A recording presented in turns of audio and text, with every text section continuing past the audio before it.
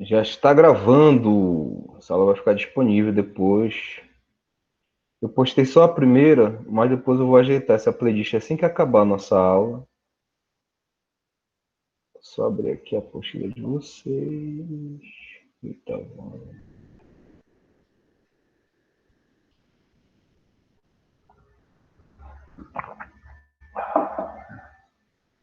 hinduísmo, a religião nacional da Índia, né? Então nós começamos estudando os termos técnicos como religião e religiosidade.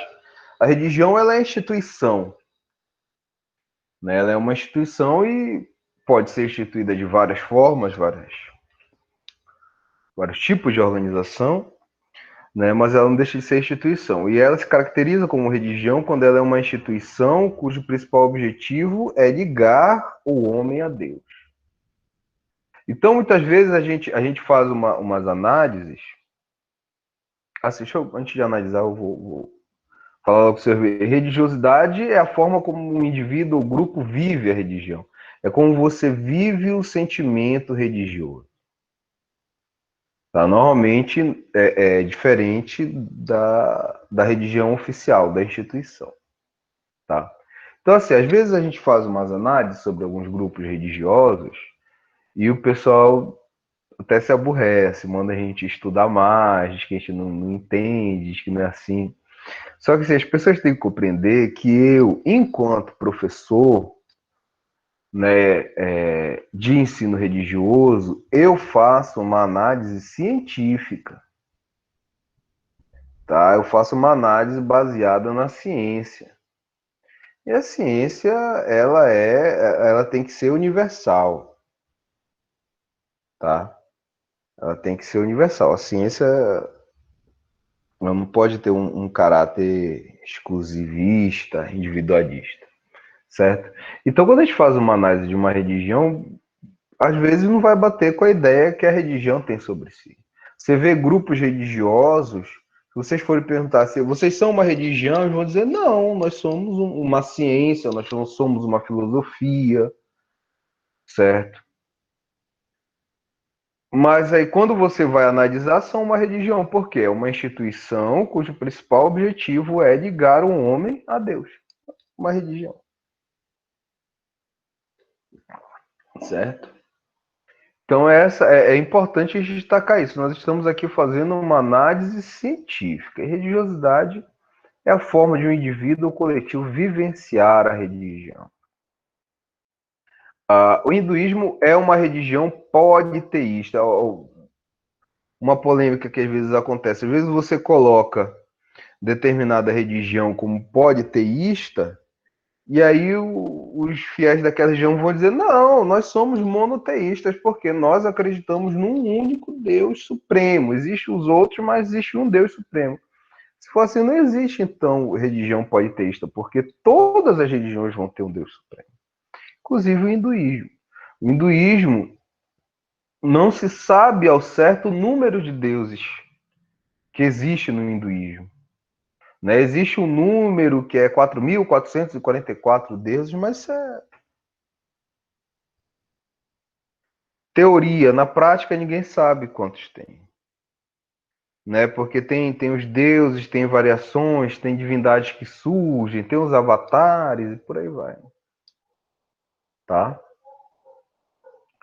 Ah, mas existe o Deus Criador, né? Existe o Deus Criador que é o Deus Brahma. Né? Brahma criou o universo. Certo? Ele cria o universo a partir de uma força chamada Brahman. A matéria, o Brahman. Importante diferenciar Brahma de Brahman. Brahma é o Deus Criador. Brahman é a essência do universo. Tudo que existe foi criado a partir do Brahman, inclusive nós. A nossa matéria, né, ela surge a partir do Brahman. Brahman é a matéria-prima essencial de tudo. Então, seres vivos, coisas inanimadas, tudo vem do Brahman. No princípio, Brahma criou o mundo a partir do Om. Né? A partir do Om. Que é o Om. É o mantra principal do hinduísmo. É a vibração do universo. Então, quando você recita o Om, que é um mantra, o mantra são louvores aos deuses, são cantos de meditação, tá? Quando você recita o Om, né?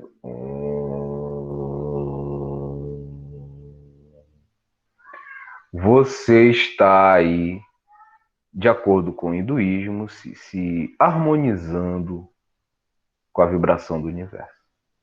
Tá?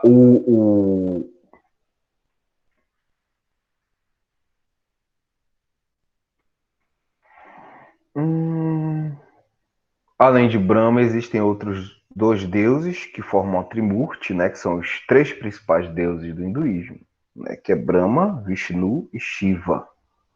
Então, Brahma, o deus da criação, Vishnu, o deus da destruição, Vishnu, o deus da restauração, e Shiva, o deus da destruição. Não que Shiva seja um deus negativo. Shiva é o deus da destruição porque, para o hinduísmo, tudo está em constante transformação. Então, tudo, para ser recriado, primeiro precisa ser destruído. Para o hinduísmo, todos nós temos várias vidas, nós existimos desde o início dos tempos. Né? Nós temos um espírito imortal e esse espírito imortal vem em várias vidas, às vezes como ser humano, às vezes como animal, às vezes uma planta. E antes de vir em outra vida, eu preciso esquecer a minha antiga. Né? Então, antes de recriar, primeiro precisa ser destruído. Outras coisas, por exemplo, este anel, a minha aliança,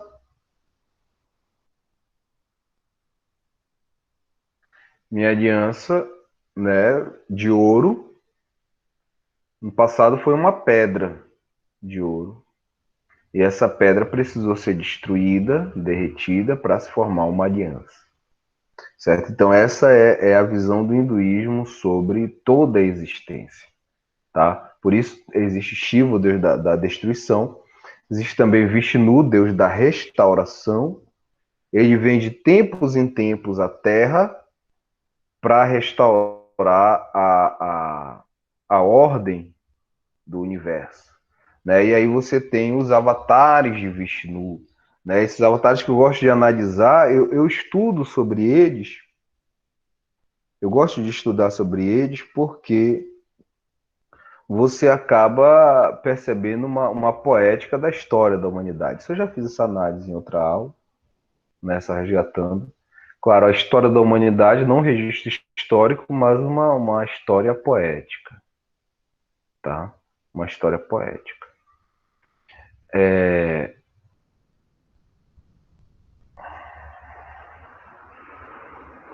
Eu não vou fazer de novo essa análise que a gente já fez antes. Vocês vão poder assistir nas outras aulas. Mas a Vishnu, que tem 10 avatares principais, né? Desses 10, 9 já vieram à Terra.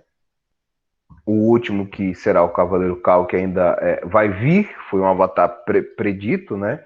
E ele será o último porque quando ele vier, ele vai destruir este mundo. Não haverá mais. Ele vai destruir esse mundo e vai formar um mundo livre do mal. Tá? O outro mundo que vai vir a partir da destruição desse será um mundo perfeito, né? Livre do mal. Fora esses 10 avatares, ele teve 14 avatares com missões menores.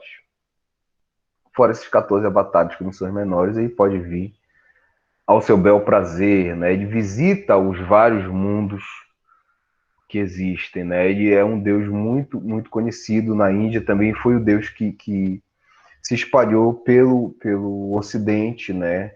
Por meio do movimento Hare Krishna, né? Que é uma tradição que veio da Índia para a América, para os Estados Unidos, mais especificamente, E hoje nós vemos outras pessoas que seguem Vishnu, né? Sem ser necessariamente pelo movimento Hare Krishna, tá?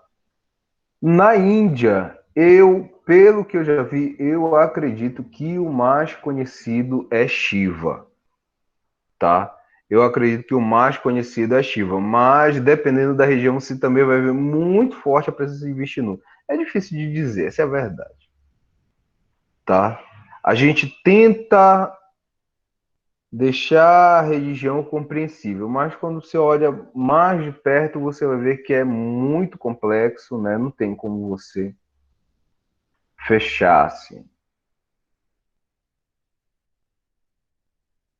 Ah, tá. Nós falamos sobre meditação. É interessante a gente falar também o seguinte: é comprovado cientificamente, isso eu já li esse artigo científico, tá? Que a meditação ela tem um efeito que ela endurece o córtex cerebral, essa parte superior do cérebro, tá? E como resultado, se você tiver esse resultado do córtex cerebral mais endurecido, você mantém a sua lucidez durante a velhice, tá? Então, não que você vá se converter ao hinduísmo ou alguma tradição indiana para meditar. Muitas pessoas fazem a meditação de forma terapêutica, né? E esse estudo mostrou que quando se faz a meditação de forma terapêutica, ela também tem o mesmo resultado benéfico, né? Ajuda-se a manter a lucidez da pessoa, tá bom? Mas fica aí a dica, né? A meditação. Muitas pessoas têm, até, principalmente cidades mais agitadas, né? Assim, grandes metrópoles. Eu falo que a gente é de Ananindeua, falo que até Belém, mesmo sendo a nossa capital, é uma cidade muito interiorana ainda. Se você comparar ela com outras capitais do Brasil, você vai acabar vendo que ela é bem interiorana. Mas, assim, cidades bem mais agitadas, você vê mais presentes locais onde as pessoas vão para meditar, onde as pessoas vão para relaxar, não necessariamente por questões religiosas, mas por questões de saúde, questões terapêuticas mesmo. Tá? E a meditação ela tem uma comprovação científica da sua eficácia enquanto terapia.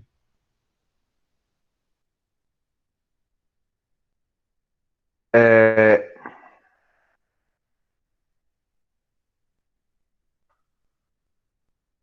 o hinduísmo ele não é uma religião fechada.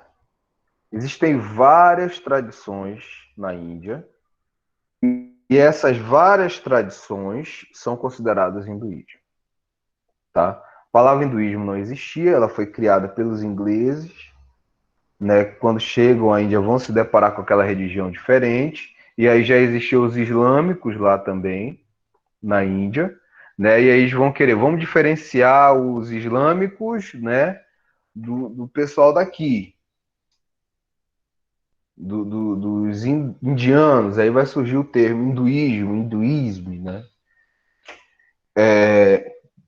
Que depois vai ser utilizado pelos nativos, né, pelos fiéis da religião, né, e hoje se compreende o hinduísmo como essas várias tradições da Índia. Então, quando você segue uma dessas tradições, você passa a ser considerado hindu, tá? Existem duas tradições indianas que não são consideradas hinduísmo, que é o jainismo e o budismo, tá?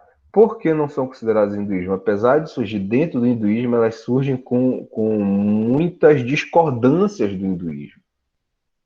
Tá? Até mesmo o fundador do budismo, Siddhartha Gautama, ele é considerado um dos 10 avatares de Vishnu. Né? Ele é o nono avatar de Vishnu, né? O último avatar que veio à Terra. Mas a crença que ele funda, né, não é considerada hinduísmo. Certo? É considerado um outro caminho que não é hinduísmo.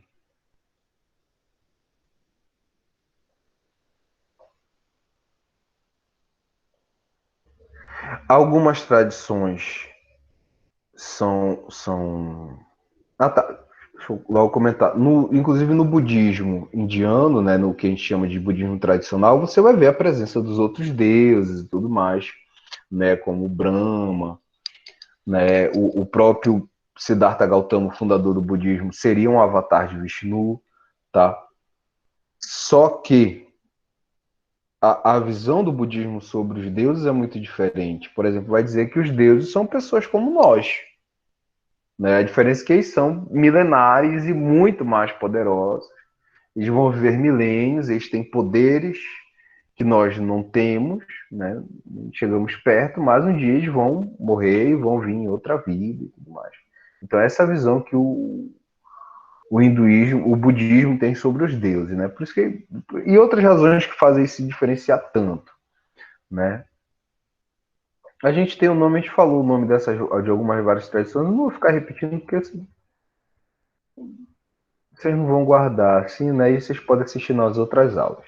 Algumas crenças básicas, né, que vão para todas as tradições do hinduísmo, as varnas, né? Varnas nos textos vocês muitas vezes vão encontrar tanto nos textos como reportagens, como castas. A divisão por varnas, a palavra varna significa cor. Alguns associam a cor da pele pelos estudos porque assim existe uma diferença no tom de pele na Índia muito forte, né? Você vai ver indianos com a pele bem escura, indianos com a pele bem clara. Houve toda uma miscigenação que não vai vir só com os ingleses, tá, gente? Vai ser uma miscigenação histórica. Então, assim, a explicação que se dava era que as castas ou as varnas, né, as pessoas de pele mais clara, eram as varnas superiores até as varnas inferiores, pessoas de pele mais escura. Mas, assim, se você for ver hoje os indianos, você não vê isso, né? Você vê pessoas das castas que eram consideradas superiores de pele escura, entendeu? E nos textos antigos, aí o pessoal, mas é porque teve miscigenação. Mas nos textos antigos você também vê pessoas, né? Como o caso de Bhishma, que era um do Bhishma, variava, mesmo nome. Bhishma, ele era da classe dos guerreiros, os Kshatriya, né, que seria a segunda casta, né, de pele clara, só abaixo dos Brahmanes, e ele é descrito como negro como a noite. Krishna, que também foi um avatar de Vishnu, né, também era dos Kshatriya, né, e ele é descrito como a nuvem cheia de água, né? A nuvem cheia de água, a nuvem cheia de chuva. Tanto que muitas imagens de Krishna na Índia você vai ver bem com a pele bem negra, né? A pele preta, preta mesmo.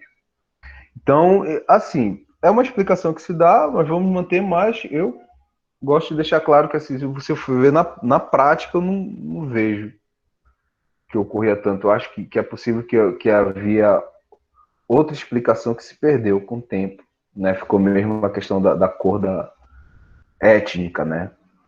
Então você vai ver as varnas, que são as cores, são 4 grupos, né, de sacerdotes, guerreiros, comerciantes e servos, sendo que os governantes estavam na varna dos guerreiros, tá? Sacerdotes chamados brahmanes, guerreiros chamados kshatriya,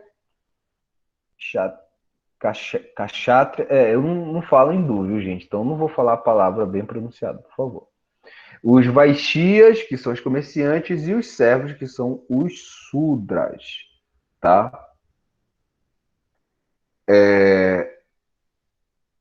Desde 1947, se eu não me engano, aí final dos anos 40 para os anos 50, a Constituição da Índia proíbe de qualquer pessoa ser discriminada pela sua casta, né? Mesmo porque hoje o sistema econômico da Índia não é mais como o antigo que se baseava, na verdade, não era só uma questão de religião. O sistema social e econômico se baseava nisso. E você tem pessoas que nasceram para ser servos, pessoas que nasceram para ser comerciantes, pessoas que nasceram para ser guerreiros, pessoas que nasceram para ser sacerdotes, tá? Não que todo guerreiro fosse da família real, viu? Dentro dos várias famílias de guerreiros que existia, estava a família real da Índia, tá bom? Importante dizer isso. Dentro da Varna, dentro do grupo, existiam várias divisões. Então, hoje você não pode ser discriminado. É ilegal você discriminar alguém pela sua Varna, tá? O sistema de Varna não é mais a base econômica da Índia, né? Existem brahmanes, que são os sacerdotes, que são ricos ainda até hoje, né? Desde tempos antigos, as famílias são ricas, mas são ricos porque são médicos, são famílias de médicos, famílias de advogados, né? Assim como tem brahmane pobre, né? Assim como vai ter Sudra, que é rico, entendeu? Então, né, tem todo uma mudança aí na realidade social da Índia. Ainda existe preconceito sobre as Varnas, é importante destacar isso. Você não pode esperar que uma tradição milenar, né, por mais negativa que ela seja, desapareça em 50 anos. Tá? Então, no interior da Índia ainda existe discriminação, né? Ainda você não pode mudar de Varna, entendeu? As mulheres podem mudar quando se casam e tem todo um acerto sobre a mudança da Varna e tudo mais, tá? Outra crença, além das Varnas, é o karma. O karma é aquilo que você fez, né? Então, se você fez boas ações, você vai ter um karma bom, né? Vão vir coisas boas para você. Se você fez más ações, vão vir coisas más. Tudo que você fez um dia volta. Essa é a crença do hinduísmo, certo? Então, se eu nasci pobre,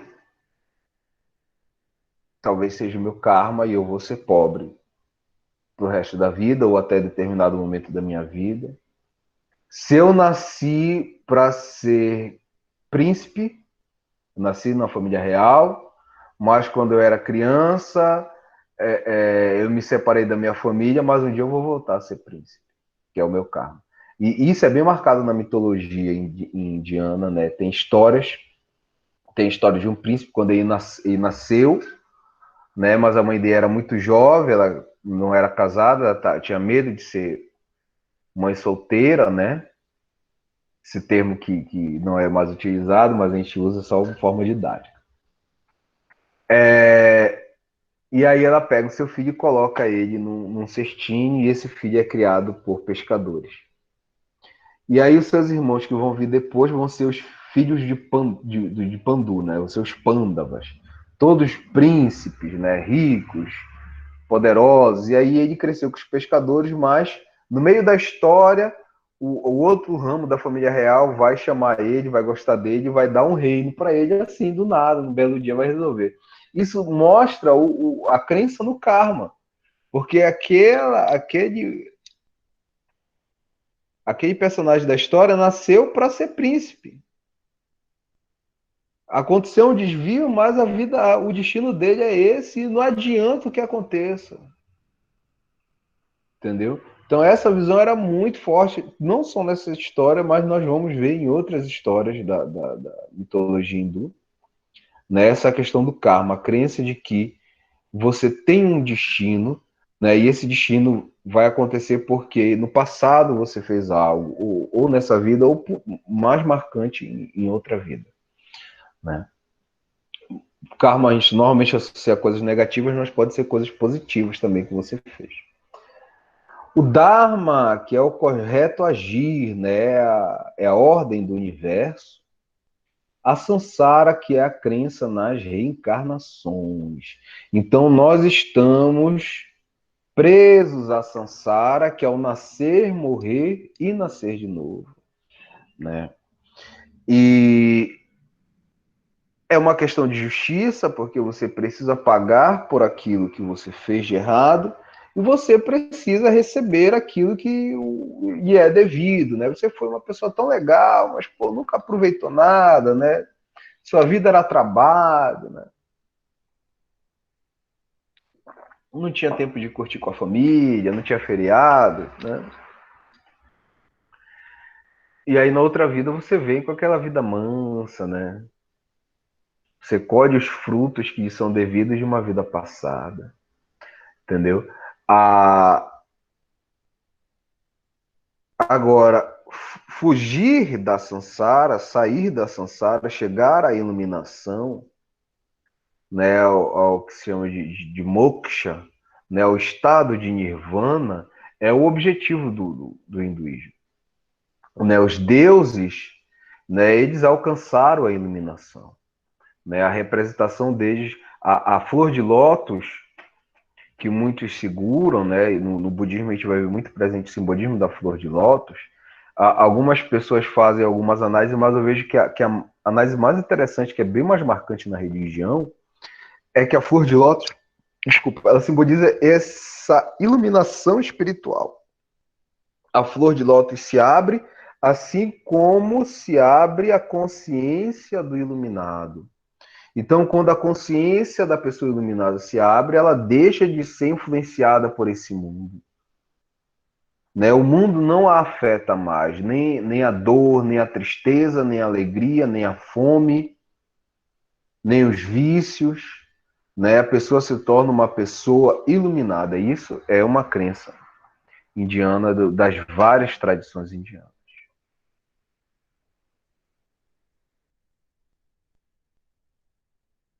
Textos sagrados do hinduísmo são os Vedas, tá? Significa verdade. São os principais textos, tá? Outros textos que nós temos são os Brahmanas, desculpa a pronúncia certa, Brahmanas, que são os comentários sobre os Vedas, e os Upanishads, são livros de sabedoria, tá? Que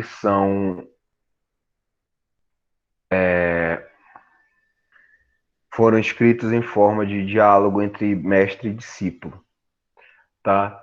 Fora esses livros, nós vamos encontrar muitos outros. Nós temos o caso do Mahabharata. Mahabharata, que significa Grande Índia, Maha, Grande, Bharata, Índia, né? Foi um nome antigo dado à região de hoje, a Índia. Então, Grande Índia é um livro muito extenso, conta a história basicamente do surgimento dos dois ramos das famílias reais, os Pandavas e os Kauravas, né? Começa bem antes dos seus antepassados, mas o grande foco da história é esse combate entre Pandavas e Kauravas, tá? Onde existem vários textos de sabedoria no meio da história, né? Tem um livro que é um trecho do Mahabharata, que é o Bhagavad Gita. Eu até recomendo a leitura. Deixa eu pegar o meu para mostrar para vocês.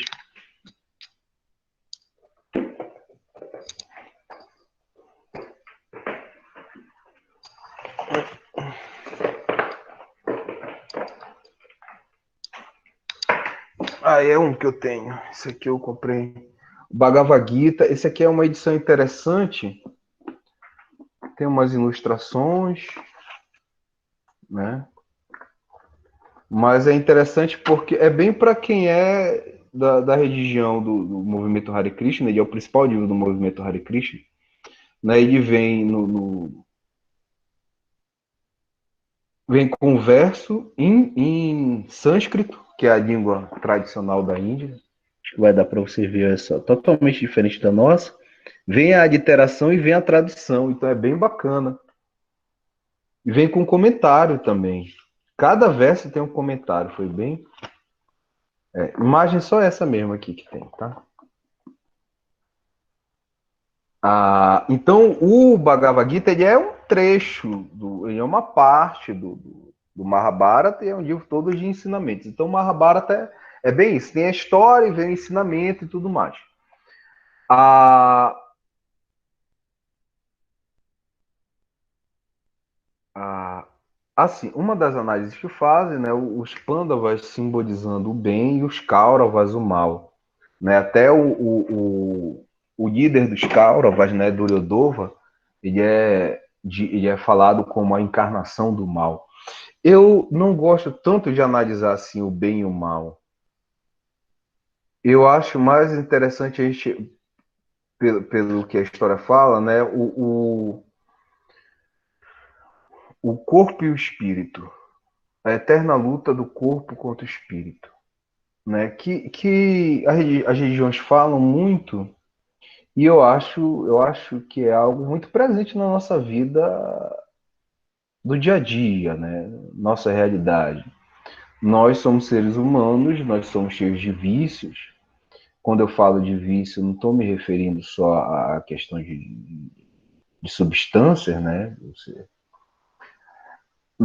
Nós somos viciados em atitudes, nós temos hábitos que nós não conseguimos largar, nós temos manias, nós temos ideias, né? Então, tudo isso é da natureza humana. E muitas vezes nós buscamos lutar contra esses vícios, né? Porque eles nos incomodam, porque nós vemos eles como negativos. Então, o Mahabharata, eu vejo mais uma apologia a essa luta do espírito contra o corpo.